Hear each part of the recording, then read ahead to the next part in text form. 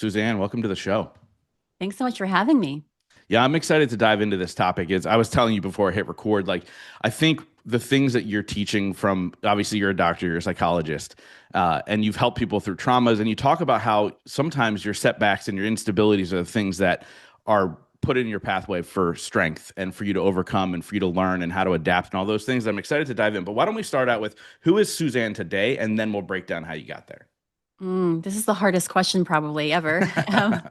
So I'm a psychiatrist, a researcher, and a humanitarian policy advisor. Those are my titles. I'm also a mom of two young kids who are right now snowing. It's sledding outside in the snow. Um, but the through line to all of my work and to me in general is that I like to work with people who are suffering in silence.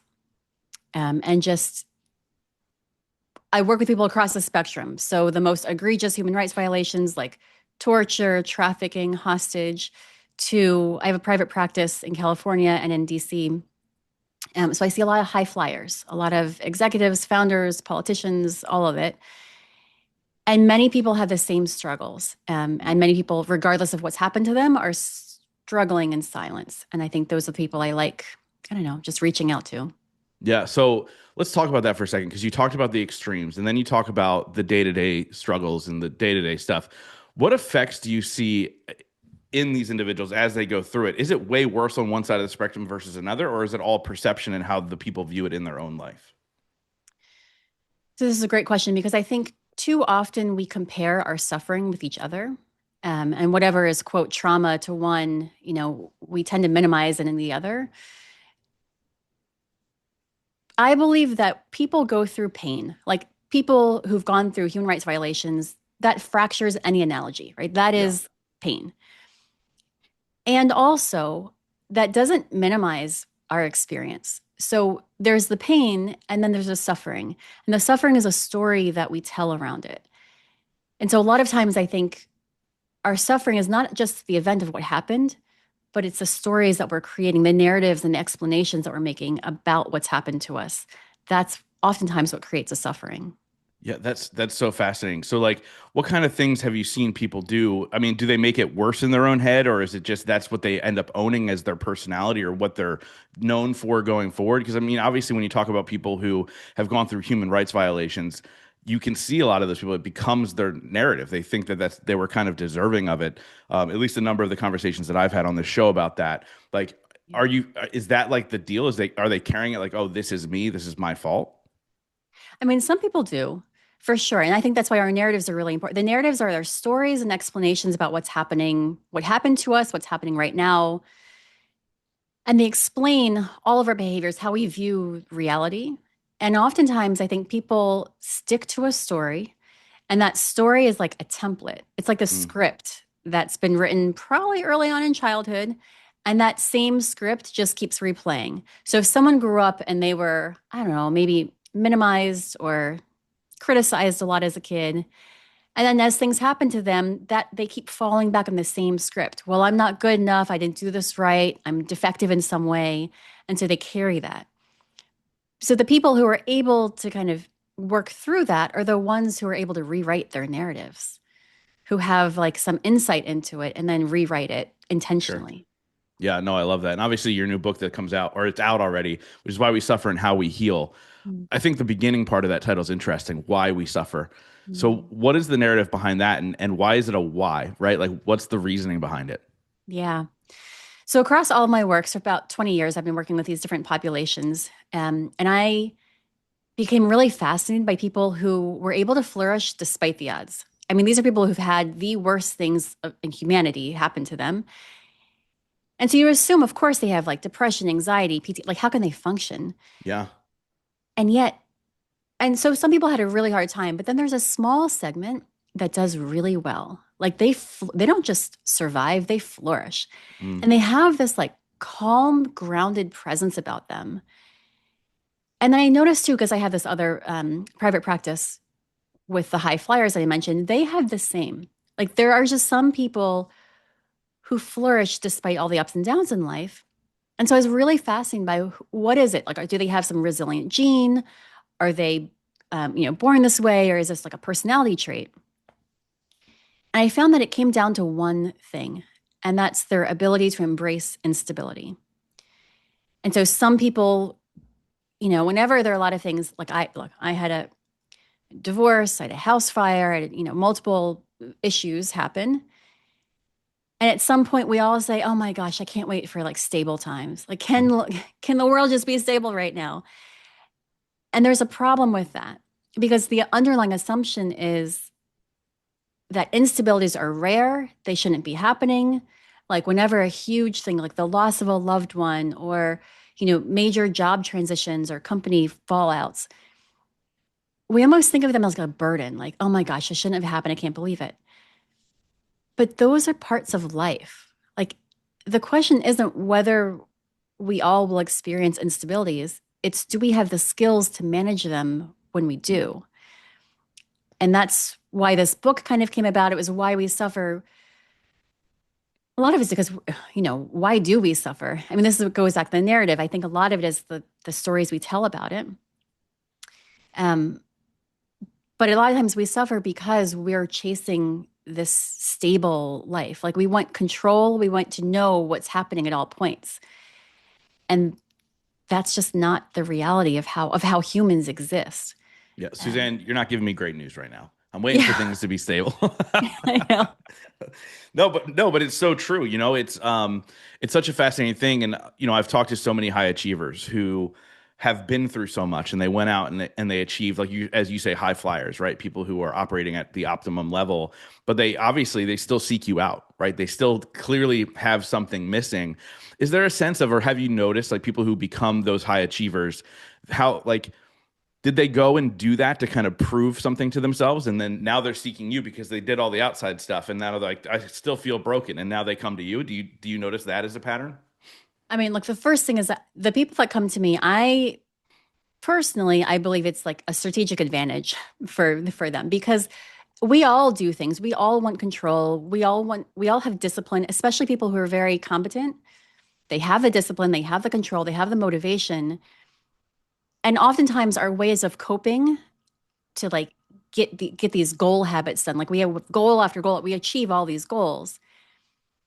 But sometimes that method of coping of just doing, over functioning, just pure grit, at some point for most people that fails. So they have a really hard time because that method of coping now they're either burnt out or they're wondering like what is this all for? And it's just not as fun because they're just hitting and attaining all these goals and they're Yeah. like why am I doing all of this? Um, so I think it takes a little bit of redirection and that's why they come to me because they're like a lot of times it's people they've made the top of their game and now they're like what is all this for? I'm feeling so empty Mm, and a bit lost and drifting. sure. No, it makes total sense. And, it's a fascinating thing when you look at the human condition and the things that we do carry. Like you said, sometimes you just have to put it down. Uh, I want to talk a little bit before we talk into the hows and the whys of how we begin to heal. Um, what are Have you had somebody come to you? Because I mean, I think this is a thing, right? You go through a trauma in your life. It could have been adolescence. It could have been whatever, and a large trauma, and you don't even remember it happened, right? Like whether you push it down, and then you're wandering through life going, "There's something wrong with me, and I don't know what it is." How can somebody begin to kind of discover what that thing was or that thing is? Because obviously, you have to find out where the trauma comes from before you begin to heal. All right, so I'll use myself as an example here. I grew up outside of Baltimore, and my family owned a liquor store. And liquor store is robbed oftentimes, and one of them, there was a carjacking. My father went outside a liquor store to close up, and he was carjacked, assaulted, and kidnapped in an attempted murder. He Wow, later died from those injuries. I'm so sorry. Now, thank you. So I was 15 at the time, and I actually didn't think it affected me that much. So I kept going. I still had a pretty solid GPA. I was doing all my things.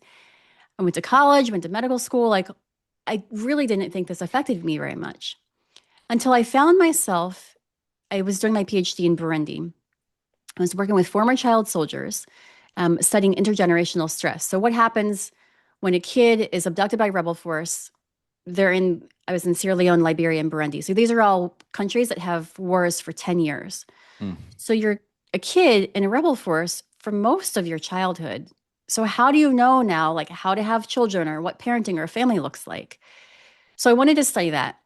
And I was 3 years in, and one of my child soldiers had turned on me and he targeted me for money. Oh my Um, gosh. and so my local team told me, like, go into hiding, which I did for 3 days, and I finally left the country. But as I was there in hiding, I was like talking to little cockroaches going back and forth, just waiting for something bad to happen. And I had this thought of like, what am I doing here? I am a Korean American woman in a country that most people have never heard of before, in hiding from former child soldiers. Like, how did any of this happen? And that's when I linked it back. The first thought was, oh, right, it's dad. Because I had unconsciously put myself in another situation that was life threatening, but this time it was me. So I would have control over it. And so I Hmm. could repair and fix what I couldn't in the past. So that same feeling of helplessness that I had when I was a kid, it was the same exact feeling now as an adult. Wow. Wow. So I say that to say, of course, our brains don't want to process the trauma. And it's easy to just say, yeah, I acknowledge what happened. This traumatic thing happened, but it's not really affecting me very much. Like, I think I'm good. I'm fine. Most often, it's if that feeling underneath it isn't addressed, at least acknowledged, it has a lot of power over us.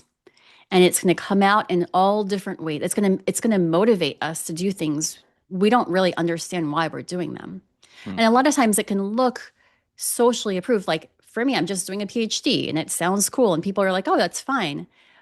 But until I had pushed the limits so far that now I was essentially, and I was like most of my work, I was going pushing the limits more and more to more dangerous situations where now I'm like living with child soldiers, which, so I guess that's to say to your question of how do people know, I would say first understand if there's a motivation, like why is it that we do the things that we do?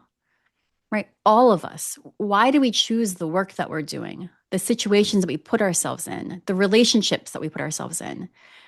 And is there a pattern behind there? Is there a feeling that we're trying to get rid of or one that we acknowledge is the same? Yeah. Yeah, that's so interesting. Do you find that a lot of times it comes back to the control? Like you said, you put yourself in that situation because this time you have control over it. Is that just is that the human condition? Is that what we try to do all the time?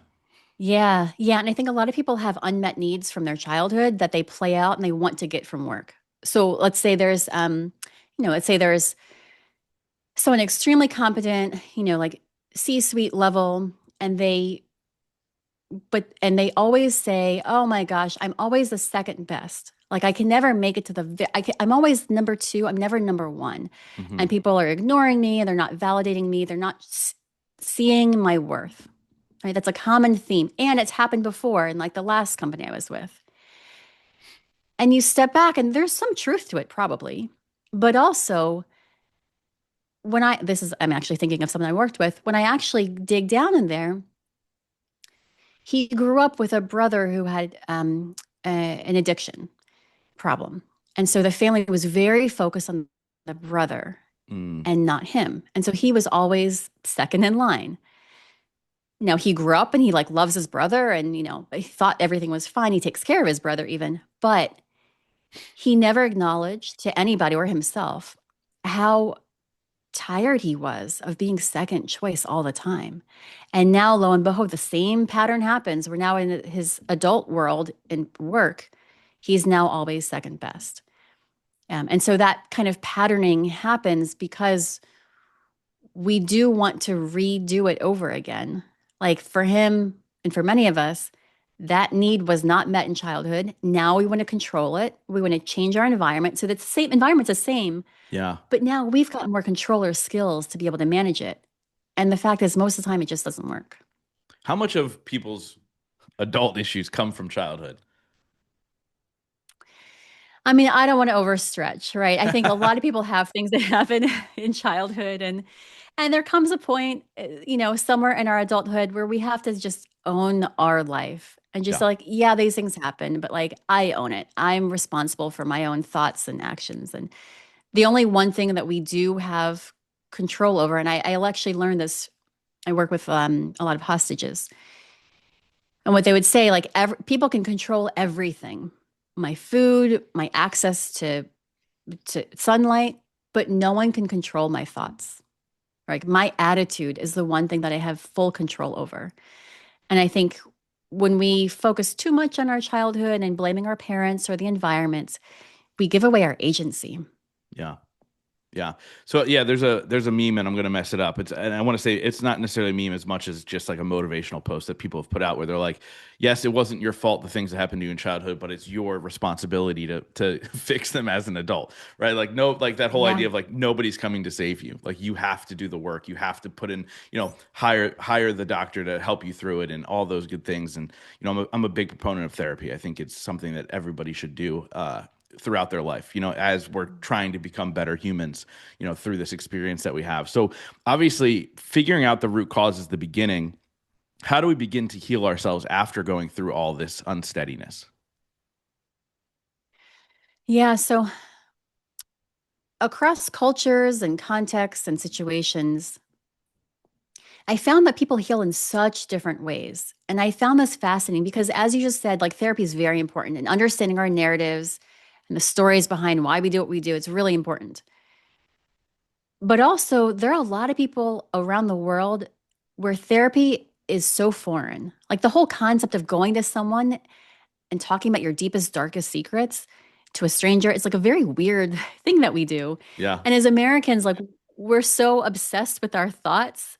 We like to think of like look at our thoughts under a microscope and manipulate them and reconstruct them and like change our mindset.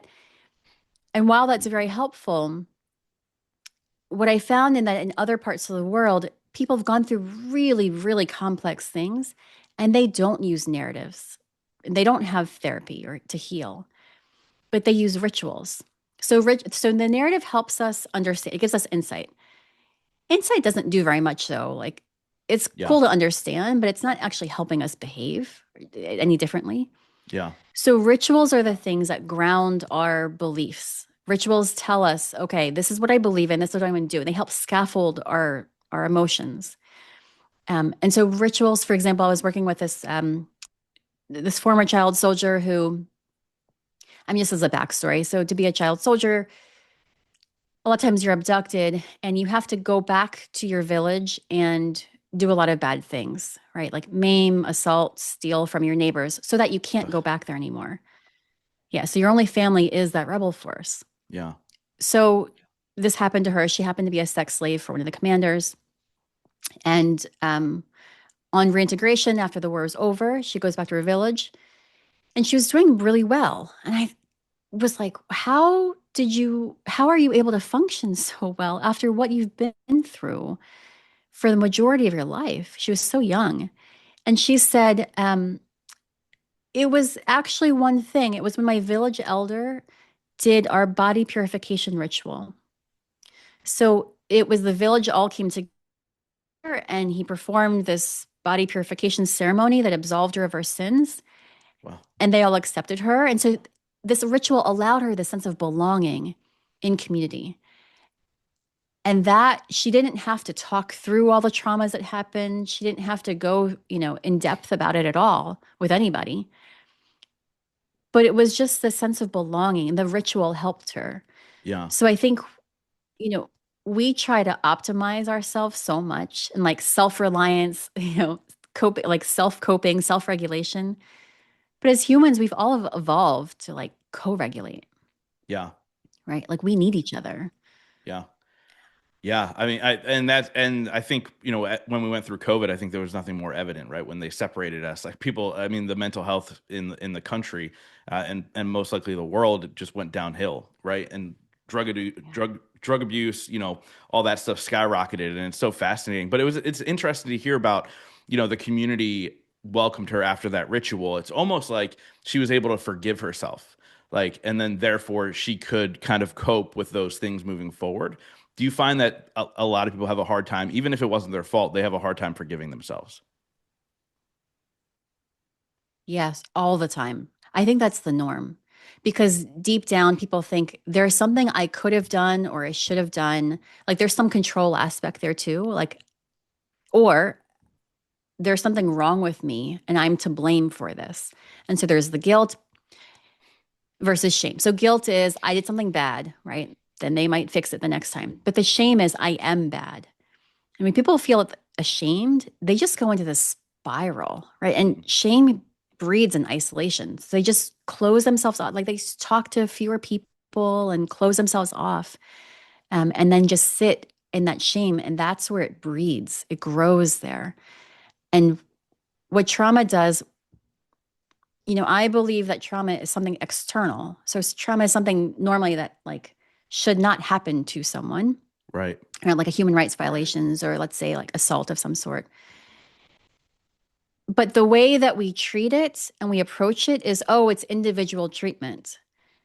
But that person is the victim of it. Like they didn't do anything to, like, why do we put all the burden on the person to figure out how to heal when Right. really it's a social problem? It's a communal society problem.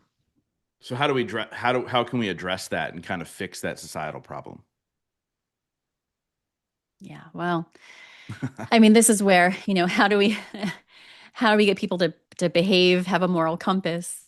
Um, I think first it starts with recognizing and understanding. Like when we talk about the word resilience, resilience is used so often, right? We have to think about, well, what's the structure that's making people resilient?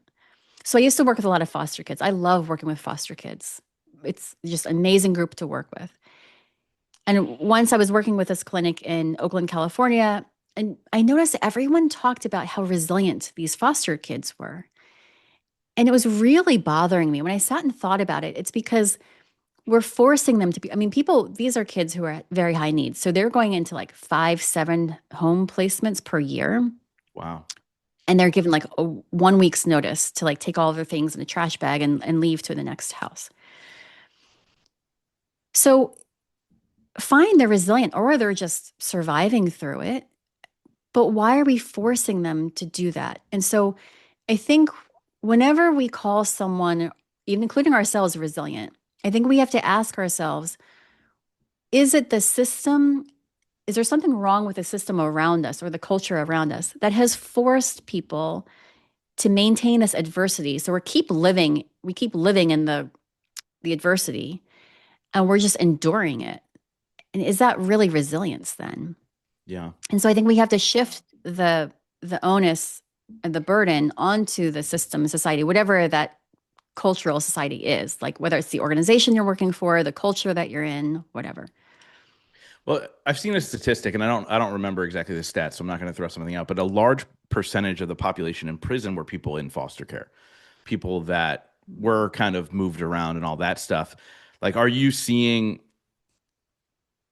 what do you think the reasoning is behind that? Obviously, since you're working with these kids, is it because of all the trauma, the repeated trauma, the not feeling loved, the whatever the case may be? Because every time I see the stat, it's an interesting one to me. Like you don't even realize, like if you're not in it, you don't even realize how many kids are actually in the foster system. Yeah. Yeah. And there are a lot. And I think it does, we build a sense of self through our relationships. Like we have evolved to co-regulate and to be with, like, when a baby is born, so let me back up. Attachment is when a baby learns to trust. So Mm. when a baby is born and they are hungry or they have a dirty diaper or they're thirsty, they're going to cry out. They're in pain. They cry out. So that baby is saying, I have a need. I'm going to express it. I cry. If there's an adult there who lovingly takes care of their needs, like change the diaper, they feed them, then the baby experiences relief. They're like, oh, okay, I'm good. Right. If that happens enough times, that cycle tells that baby, okay, I can trust that when I have a need and I verbalize it or show it, someone out there is going to help me feel better and they're relieved. That trust cycle that's built, that's attachment. And so that continues through when kids are grown, they're in school age to then adults. So we all have this. So when we partner up, in our relationships, we're basically doing the same thing. I have a need. I'm going to express it. Can this person meet that? If they can, I trust them. And that's how we form attachment. Mm. So when someone is separated from their caregivers early on, or they don't have a person there who can give that feedback loop, then they learn the world is not a safe place. Like, I got needs and I'm going to verbalize it and tell people about it, but no one's actually there to help me out. And so what they learn is I can't trust other people, and the world is not out there to help me. It's not a safe place. Yeah. And so that attachment is, that's why we talk a lot about attachment in foster youth or separated youth, or, because they never really learn that from early on. And that, of course, affects how all of us engage with the world. I mean, if you think the world's not a safe place, no one's going to help you, you're going to act a certain way. Yeah. You talk about insecurity almost being necessary. Where did you get that thought process from? Stability. Yeah, I think Instability, it not was insecurity. more, Sorry. Yeah. yeah, yeah, yeah. Um, it's really in witnessing people who've gone through, I mean, truly, when people have experienced like human trafficking, let's say, like, how does one actually heal through that? Right? Because these are complex, chronic violations.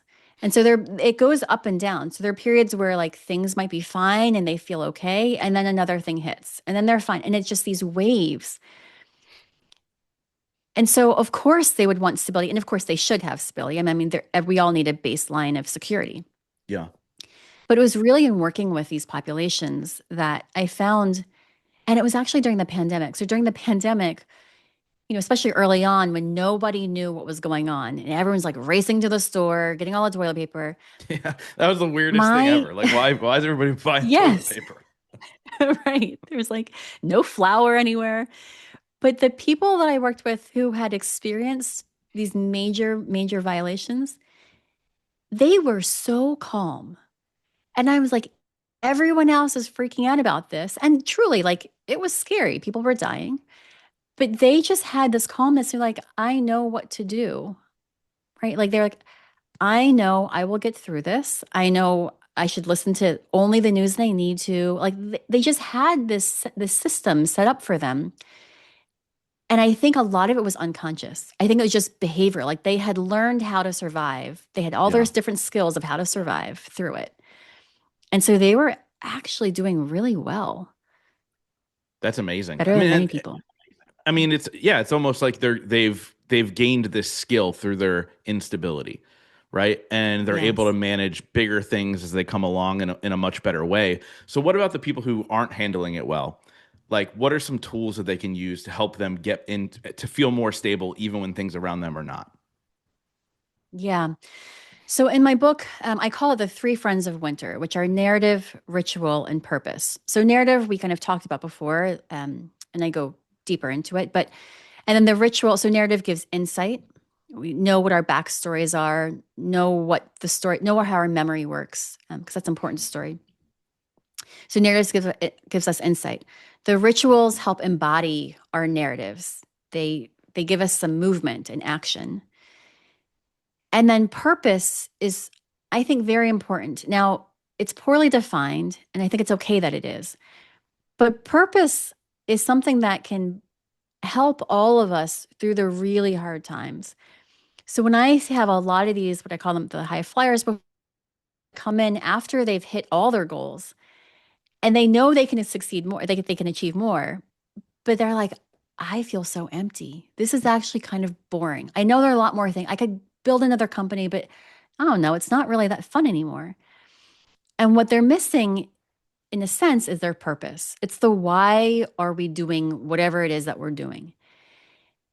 And of course, for centuries, we've always wondered, like, what's the meaning of life? What's our purpose? And it's not something we have to find. I think we're already living it. Most people are already living out their purpose. We just Mm. have to tune into it. And to do that, we need what's called coherence, which is just understanding who we are. Like, think about the times when you are like resonant with the world, where like everything just feels right. Like you're in the flow. You're happy about what you're doing. You feel attuned. You feel like you've got mastery and competence. That is coherence. That's when we have resonance. So what is it like? What are those moments, and what's underlying that? Like, why are you doing whatever that flow state was? That will point to one's purpose. But purpose normally is something of meaning that's larger than oneself. So it goes beyond us. It's like, so we matter to another person, or we matter to our community or a neighborhood or the society at large. But normally, purpose has to embody something that goes beyond us. Mm, got it. So you mentioned earlier about how we need to know how memory works. I would love to dive into that because Mm. I could be way off with thinking thinking how like how you're thinking. So how does our memory work? Yeah. So memory, I think of it kind of like a tennis match. I don't play tennis, so I don't know, but I'm hoping this this works. So you're like, if two people are playing tennis and they're hitting the ball across, that ball is basically an electrochemical signal. It's like this neurotransmitter. It's being hit back and forth. And the more these two players play, the the faster and better they become, right? The ball going back and forth. That's essentially how a memory gets formed, right? So the stronger and the faster they play back and forth, the stronger the memory will become. It's encoded stronger. But one of the problems is one thing that we forget a lot is like, let's say I go home, I come back a week later, I play with my same partner, tennis. This time I haven't eaten. So I'm really grouchy and I'm tired. I had a long day, maybe I have like a hangover or something the next day. Like I'm just not feeling well. That's going to affect how I play, how that ball will volley back and forth. The same thing with our memories. So our memories are dependent on the context. So if we're hungry or who we're talking to, who our audience is, so that the recall of our memory is shaped, it's reconstructed every time we think about it again. Wow. We tell the same story. It changes just a little bit. It's reconstructed based off of how we are in the present and our Yeah. circumstances around us. That's fascinating. So Yeah, so our memories aren't always necessarily true. Like they're it's not not. So they're, complete. and I, it's not complete. That's a better, yeah, yeah. So there are factual memories, like that's facts. Like the sky is blue, the grass is green. Those are facts.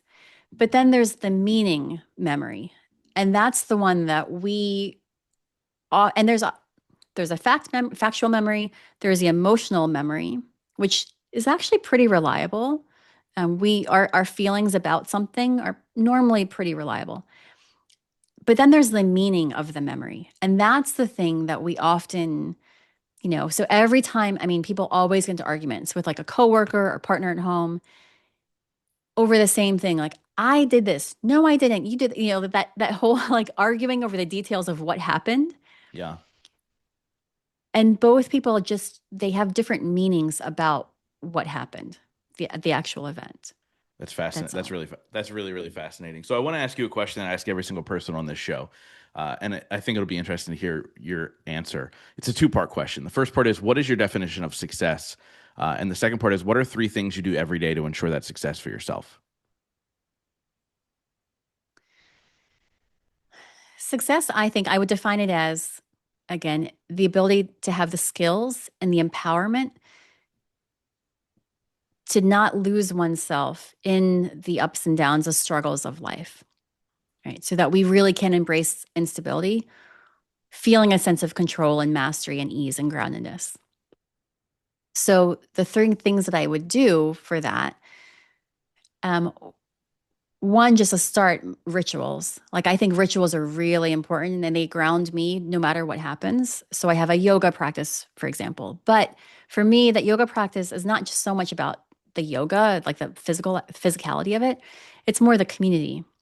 So one is my ritual. I have my yoga practice. But two is every day I intentionally think about a community that I belong to. because mattering to someone is really important for our sense of self. And knowing that we matter to others is really important. So I think about who are the communities I belong to, the people that matter to me, and I reach out to them. And then the third part is probably going back to narrative. I am pretty open to myself that I'm going to fail a lot. And I just keep my purpose. Right now, my major purpose is to help. I have two kids, two young kids. They've been through a lot with the house fire and everything. So my purpose is to make sure that they feel competent and resilient and steady, right? In order for that to happen, for me to help them with that, I have to feel kind of steady and competent, so I can be attuned to them. Yeah, And so I focus on myself and saying, okay, all I need to do is to be attuned to them. I love it. So what are Yeah. some So it goes back rituals? to my narrative. No, no, I love it. So what are some rituals people can do to form their own? Like you had mentioned, yours is yoga. Like what are some when you say rituals, like you also mentioned a ritual of the cleansing of that woman in her community, but like, what are some rituals people Mm-hmm. can start to kind of put into their life that can help them stay grounded? Yeah, these are so small. It can really be anything. And we all do rituals. So think about any time someone passes away, every culture has a ritual about how to manage that, right? We all have like the funerals or whatever it is, the processes. So we have rituals around that. Um, there are rituals within one's spiritual religious community, but then there are the everyday ones. So for me, because my work is a bit emotionally taxing, um, I at the bet. end of my day, when I need to when I need to decompress or like go back to life mode, I will take 5 minutes and like do a walk around the block. That's just to tell me, okay, this is it. I'm closing out my day. I'm going into like my life mode. And that helps me. That's just one ritual.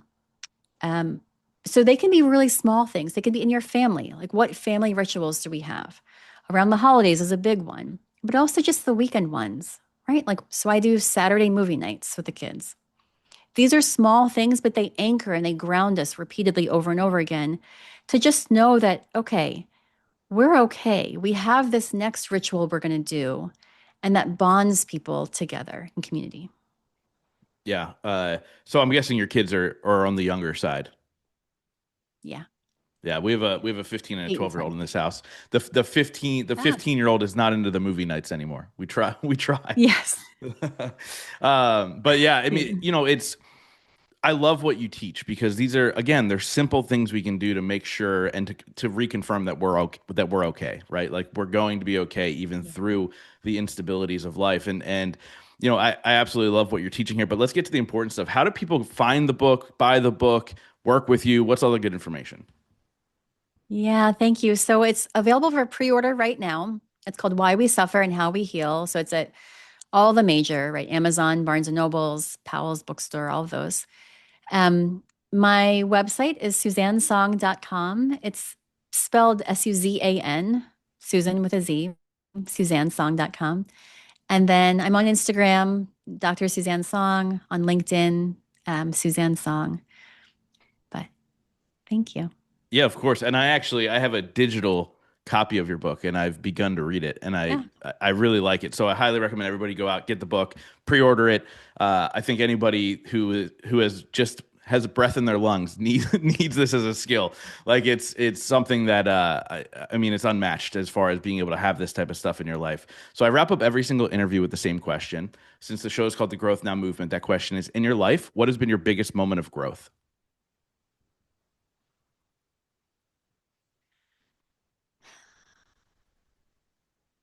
I have to say it was that moment when I was in Burundi and hiding. And up until that point, I knew it felt like something else was controlling me. I was doing all of these, I was about to go undercover in the sex trafficking world, like like something was motivating and pushing me. And so it wasn't until that, going into hiding for former child soldiers that weekend, when I connected the dots with my father and his passing. And I think that was my biggest moment of growth. Awesome. Suzanne, thank you so much for the work that you do and what you put out in the world. And thank you for coming on the show. I've really enjoyed this conversation. Yeah, thank you so much. I appreciate it.